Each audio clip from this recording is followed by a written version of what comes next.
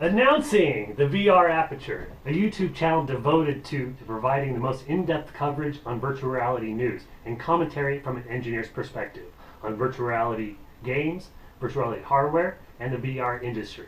I am your host, Destroy Troy, and I will be your host of the VR Aperture. As part of this first video, we're announcing that we'll be doing an unboxing video of the Valve Index Kit on June 29th, the day after delivery.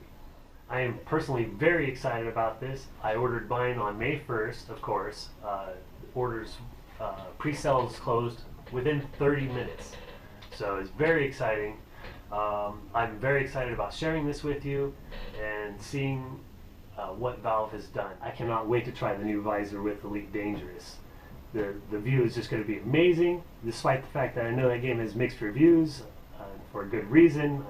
I still wish the developers of that game would make a way for you to drop into the star of your choice in a binary star system instead of having to truck across the entire distance. I mean, I can get up, make a sandwich, eat the sandwich, come back, and still realize I have enough time to take a poo. I'm very excited about sharing this with you and seeing what Valve has done. Many sources are calling this the first of the second generation headsets, and for a lot of good reasons. We've heard a lot about what Valve is doing with this HMD, but specifically there's a couple of things that haven't been touched on.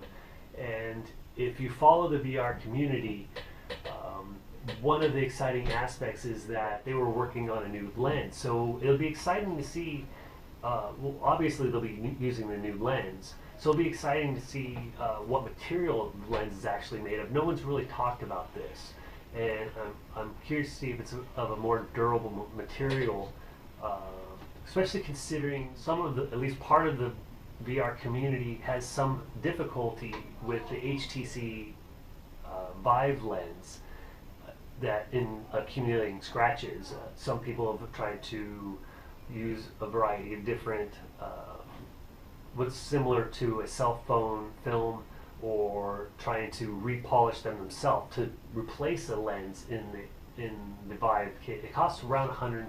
Probably going to need a more durable material, so I'm excited to see what the lenses are actually made of. Like I said, this hasn't been reported on as far as I know. If anyone knows any information on that, please comment on the video below. I feel that we will not find out the details of this until the visors are actually in hand. Some have complained that the price point on the Vive Index Kit is high, but considering its competitor would be competitor, the HTC Vive Pro, there's considerable improvements over that, whereas the HTC Vive Pro had received criticism for a lack of improvements. For comparison, to replace the controllers for an HTC Vive is roughly $130.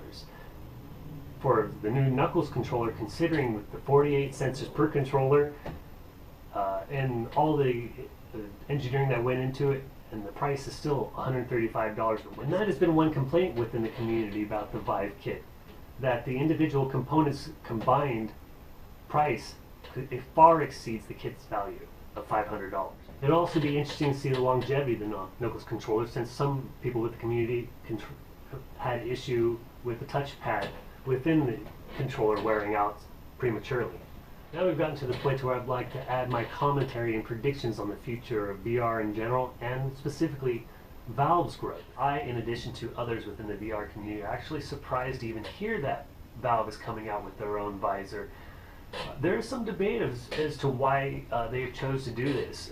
It could possibly be that in the beginning they partnered with HTC because taking on the hardware and the software was too much all at one time in the beginning.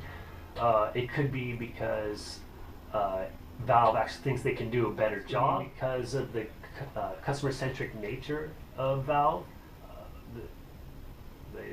They've listened to the community in the past and made changes to their Steam PC storefront. And there's been some people in the VR community who've been dissatisfied with the customer service that they received from HTC. Those including a solution for the lenses accumulating scratches. The cost of replacing one of these lenses is about $110, and you really have no other option. So for To do both is $220, and considering that the full set is the full kit, including the controllers and the base stations, are $500. That's quite a bit of money. Or maybe they thought that they could do better than HTC for less money.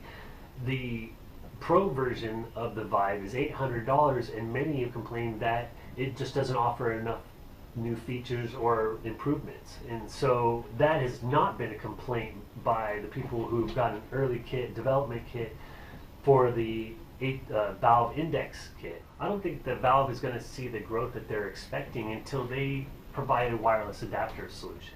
Being the nature of the Valve kit being a higher end VR tethered unit that requires a high-end gaming computer, Valve's goal should be to specifically market to the current VR high-end market. I personally have spoken with people within the VR community that are hesitant in moving on to the Valve Index kit because they don't provide a wireless adapter solution.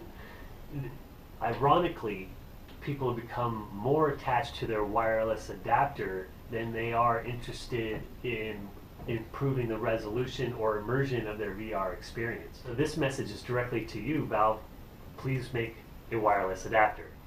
And that is the end of my commentary. I would like to thank you for joining us for our introductory YouTube video, the VR Aperture. If you like this video, please hit the thumbs up.